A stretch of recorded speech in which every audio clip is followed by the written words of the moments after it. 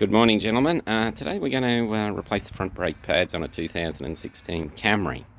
So the first things we're going to do, obviously jack the car up, take the wheel off. I put the tyre under the car just as added safety. Then we turn the wheel in the direction you're going to be using first.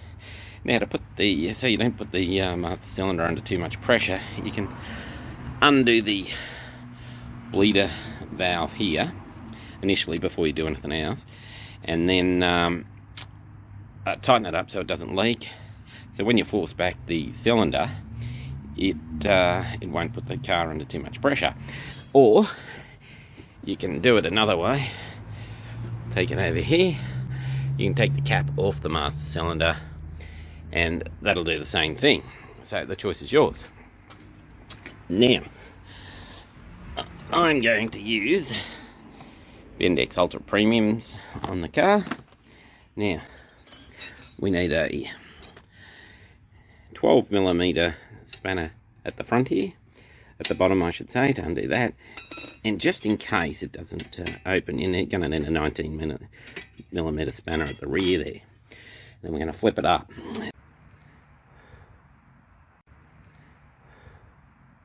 These pins here, that's where the bolts go into. Now the problem is they're supposed to bounce around, and a lot of mechanics don't put some new lube on them. Now as you can see, there's a bit of a lip here, so you may need a small screwdriver to pull it out.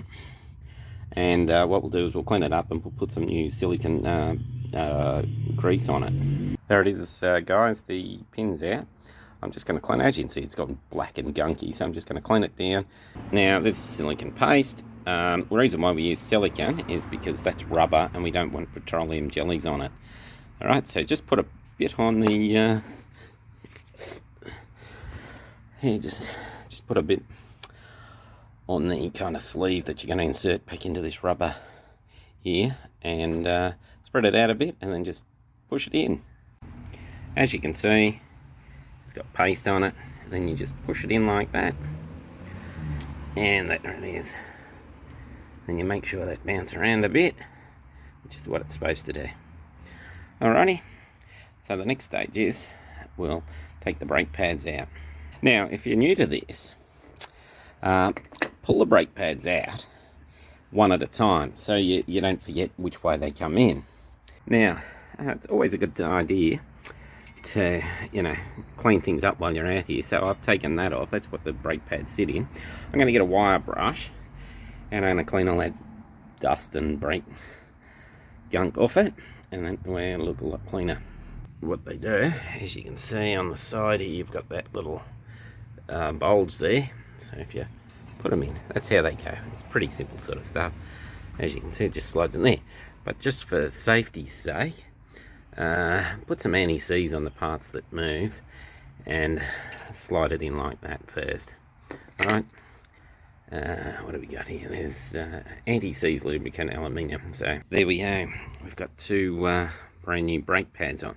Now I'm going to put that back down, put the bolt back in, and then I'm going to undo the top one so we can get some new grease on the top pin as well.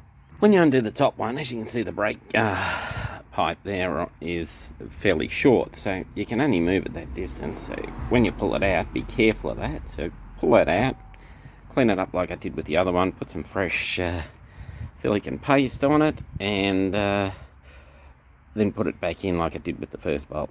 Brake pads are on, straighten up the wheel, take the wheel out and put it back on. And don't forget, guys, just to press the brake pad a few times after you put it all back together. That'll get some compression against the brake pads.